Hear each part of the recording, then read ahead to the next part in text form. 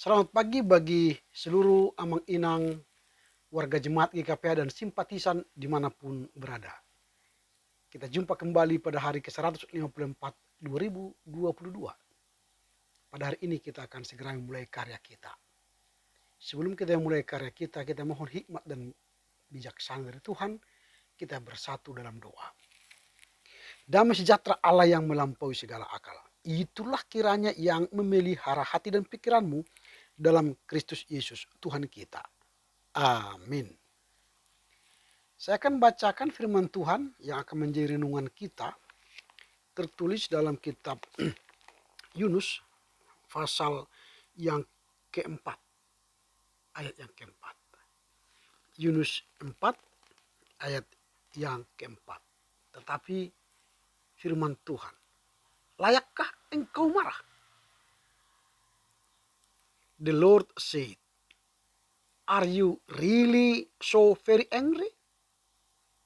Demikian firman Tuhan, yang berbahagialah mereka yang mendengar serta memelihara kebenaran firman Tuhan. Pertanyaan Tuhan ini kepada Yunus merupakan pertanyaan yang pertama. Karena Yunus marah kepada Tuhan. Alasannya Tuhan membatalkan rencananya untuk menghukum Niniwe.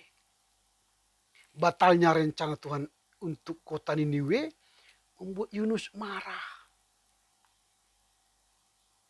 Menurut dia, biarkanlah orang Niniwe itu dihukum mati sehingga dia puas. Ternyata Tuhan mendengar pertobatan orang Niniwe. Lalu dia menunda bahkan membatalkan hukumannya. Itulah membuat Yunus marah. Pertanyaan yang kedua juga muncul kepada Yunus. Karena Yunus ketika dia duduk di bawah pohon jarak, tiba-tiba pohon itu layu dan dia kena panas terik matahari. Lalu dia marah kepada Tuhan. Kalau bisa aku mati. Marah kepada Tuhan. Lalu Tuhan berkata dan bertanya kepadanya, layakkah engkau marah? Jadi 2 kali Tuhan bertanya kepada Yunus, layakkah engkau marah? Dari 2 pertanyaan kepada Yunus ini, kita menarik pelajaran penting. Yang pertama, bahwa kita marah jika Tuhan memberikan apa yang baik kepada orang yang sama sekali tidak kita sukai. Ini yang sering membuat kita marah.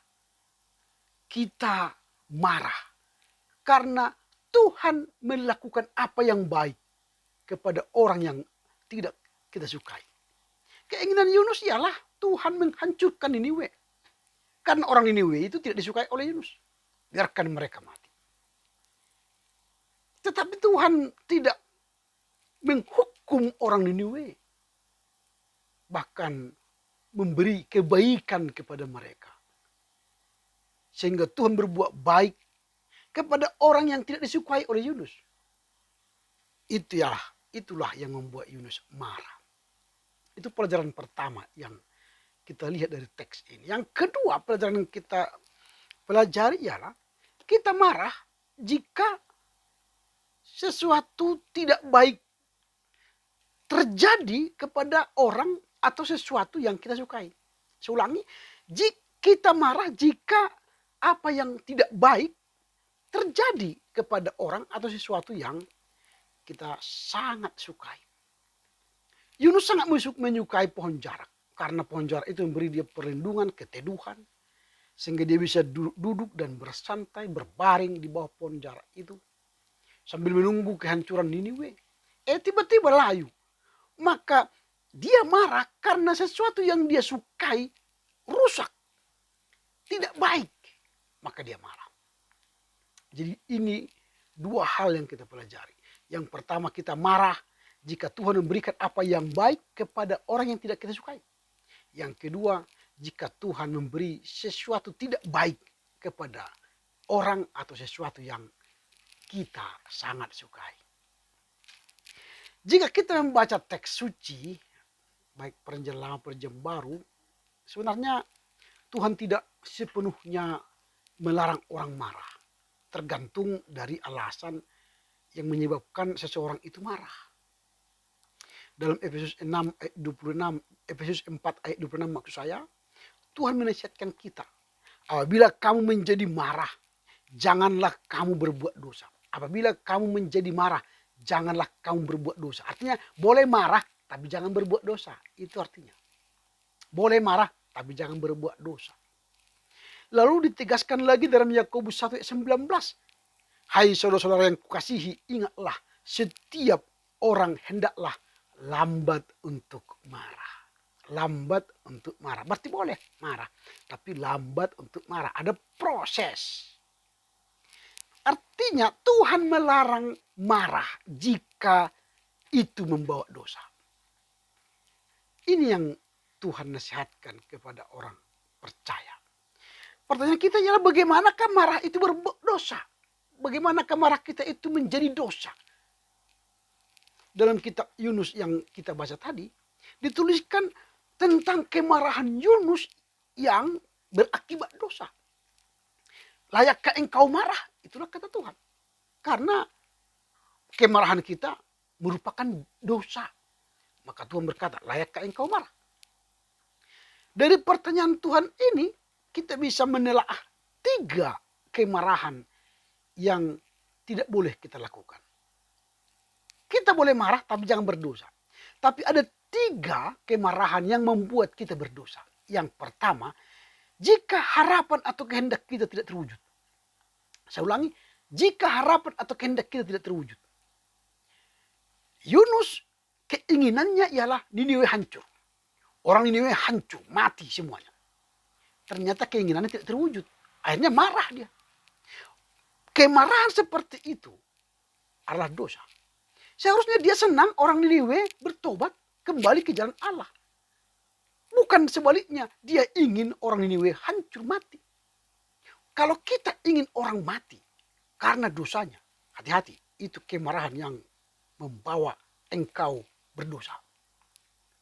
Seharusnya kalau ada orang jahat, orang yang salah, orang yang tidak baik, ajari, nasihati supaya dia tidak berdosa, supaya dia tidak mati, supaya dia tidak hancur. Itu yang sebaiknya. Jadi kalau kita marah Tuhan berbuat baik kepada orang yang bertobat, maka itulah kejahatan. Yang kedua, jika ada kebencian dalam kemarahan kita, kita marah, tetapi ada kebencian, dendam, kesumat, atau sesuatu motivasi yang jelek, jahat, itu marah berdosa. Itu kemarahan yang membuat kita berdosa. Yunus membenci bangsa Asyur yang beribu kota Niniwe. Kebencian itulah yang menyebabkan Yunus begitu ingin melihat Tuhan menghancurkan Niniwe. Dia benci Asyur, lalu dia ingin Niniwe itu hancur karena di situ adalah orang Asyur. Karena itu Yunus marah waktu Tuhan mengampuni orang Niniwe. Bagi dia orang jahat itu tak usah diampuni, biarkan aja mati. Nah, untuk kemarahan tersebut Tuhan bertanya kepada Yunus, layakkah engkau marah? Nah sekali lagi jawabannya tidak layak. Kalau kita marah untuk berdosa, lalu menjadi berdosa, tidak layak kita marah. Hentikan marah seperti itu. Itu yang kedua. Jika ada kebencian dalam kemarahan kita. Yang ketiga, jika kenikmatan kita terganggu. Jika kenikmatan kita terganggu. Yunus ketika dia di bawah pohon jarak, dia menikmati naungan pohon yang rindang itu. Lalu ketika kenikmatan itu diganggu, ditarik, dibuang dari kita, kita marah. Itu kemarahan yang berdosa. Jika ada kenikmatan yang ditarik daripadamu, jika ada kemewahan yang ditarik daripadamu, jika ada kesuksesan yang ditarik daripadamu, jangan marah. Karena itu membuat Anda berdosa. Jadi kalau Tuhan berkata, layakkah engkau marah jika kenikmatan itu saya tarik daripadamu? Tidak layak. kita marah. Jika sesuatu yang nikmat kita pada diri kita ditarik oleh Tuhan, diambil oleh Tuhan, jangan marah. Karena apa? Itu akan membuat kita berdosa. Selayaknya lah kita harus koreksi diri. Jika ada kenikmatan yang kita nikmati, ditarik oleh Tuhan. Gangguan kenikmatan bukanlah alasan untuk membenarkan seseorang marah.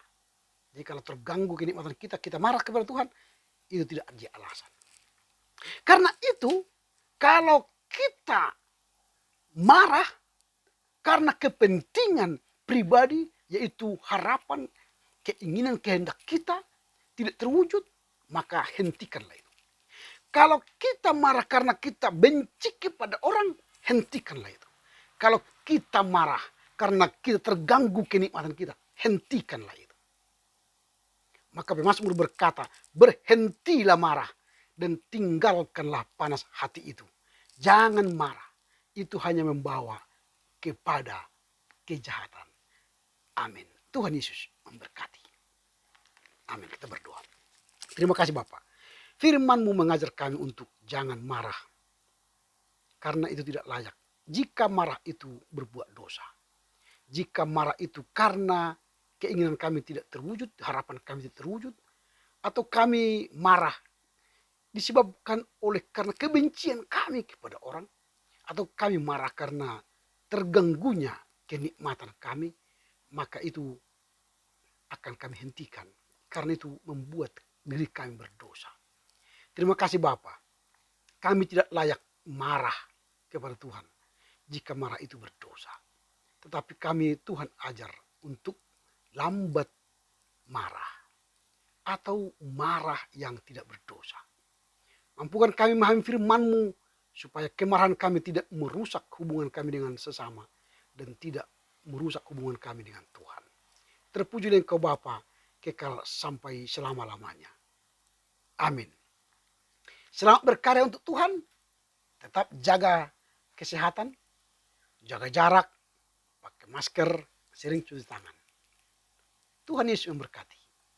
Horas, horas, horas.